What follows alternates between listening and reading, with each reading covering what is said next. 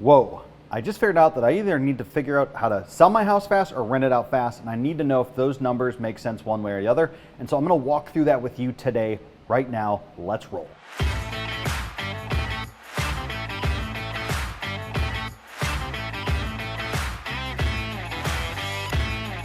Hi, welcome back to another Coffee with Coleman, where we love to discuss Washington, D.C., business, real estate, all that good stuff. If you are watching for the first time, welcome. If you could go ahead and hit that like button, I'd appreciate it. And why should you hit it today? It's because I'm doing a lot of math. Math is hard, and I'm doing it for you today so you can understand whether it's better to buy or rent a place, and I appreciate it. So let's jump into the content and see where it's at. In this video, we're going to discuss in detail what to consider when deciding whether to rent or sell your current house. This is something I'm going through right now, so I figured I would share with you some of the considerations I'm having while breaking down some of the numbers. And heck, maybe you could tell me what to do, or maybe even just buy my house for me, make it easier, or rent it. Money! So here are the nuts and bolts of what to consider. First is, how much equity do I have in the house? Well, I pulled the comps and I came up with a conservative evaluation, and I think we could pull out somewhere around $175,000 after all of the costs of selling and all that good stuff. Since it's our primary investment, we don't have to pay any capital gains on that. And that is covered up for $250,000 for an individual, or if you're a couple, you get a amount of $500,000. So cash money, super tempting. How about renting though? Well, I called up an esteemed colleague of mine, and the deal with the rentals is that for around our area, the rent would be for about $4,200 to $4,400 per month. Well above our nicely refinanced during the pandemic mortgage payment, where our payment is currently around $3,750 per month. So the first number I pulled up was to think through what my yearly return would be just from having that money sitting in the house, which is a pretty easy calculation. And that is I take the net income, so the rent, we'll call that the $4,300, and then I subtract out my mortgage payment, which is $3,750, which is about $550 per month. Awesome, I like that. So a yearly income of around $6,600.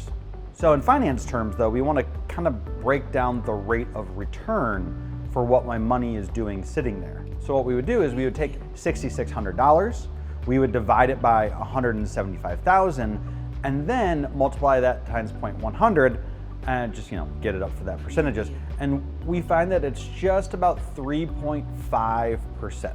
Not bad, but not great. That $3,750 mortgage payment is not actually just disappearing. In fact, as it stands now, about $1,400 per month of that payment goes towards paying down the principal over the next number of years. So that loan amount that I have on the house is actually decreasing by about $16,500 per year, and someone else's money, that is some powerful stuff. However, with the snap of a finger, so I still have my mug, snap of the fingers, it can all change overnight, like for better, for worse. The real estate market can fluctuate, so that's a risk that we need to be able to be okay with. So for the sake of math, let's talk about the rate of return, but inclusive of that amount getting paid off each month. So instead of $550 per month, you're actually paying down the loan of that $1,400 per month, which then comes out to about $1,950 per month. And if you do some quick math of $1,950 per month times 12 divided by 175, our rate of return on the investment jumps from that 3.5% to 13.5% return on investment for that money. Again, if that house tanks in value, that's not real money anyways. If it goes up in value, you're looking even better. But this is assuming that the price of the house stays the same over the period of time of which we're making this decision, from selling it now or selling it later. So on top of this, having a rental property means you get to write off depreciation of the house too to help on your taxes, which is you take the total original amount of the house plus whatever major renovations you did and you divide it by 27.5 years. So you get to take your overall value and then divide it by 27.5, and then you're looking at that number as what can potentially be helpful on giving you some tax breaks. And honestly, I love the house and I love the area and I believe in this area, and so that makes me feel good about it. But there's something else that I need to factor in, and that's capital gains tax. Remember, at the beginning we talked about if I sold it right now, if I was a single person, I'm not, happily married, whoop. As a single person, I'd get $250,000 not touched by taxes if it was up to that amount, or up to $500,000 no capital gains taxes as a couple. So that is all fine and dandy and great for right now, but as you're looking down the line, that only holds true if you've lived in the house of 2 of the past 5 years.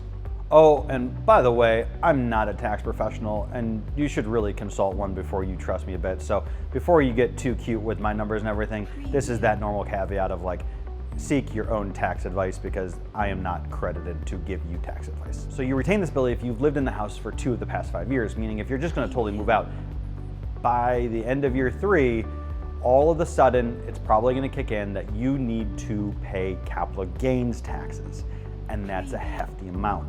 How hefty? Well, they're gonna take about 15 to 20% of your net gains. And so the last factor we're looking at is neighborhood appreciation, and our neighborhood has done well. It's made me look smart. The housing market in general over the past decade has done good. We'll see where it's gonna go next, but up until this point, we've done pretty good on housing prices. However, some feel like we could feel a pretty significant pullback in prices. Some feel like we're still gonna climb, but just at a much slower rate than we've seen in the past decade. So, where does that leave us? Am I gonna rent or sell? Money now, money later. Will it perform better somewhere else? Or is the real estate market the name of the game, and the best option is to continue to let it grow its own thing, and it'll be great over a long period of time? What am I gonna do? I don't know. I still don't know. This decision's coming soon. It's not gonna come in this video, but I tell you what, I don't wanna carry 2 payments for too long, so we're on the shot clock. Let me know what you think in the comments below. You wanna rent or buy in the Hill East neighborhood? Get in touch. One way or another, this house is not gonna be where I'm living, so someone's gonna need to live it, whether it's gonna be renting or selling. That's all I had for you today. I hope that was super helpful, and I really appreciate you stopping by another Coffee with Coleman. Peace.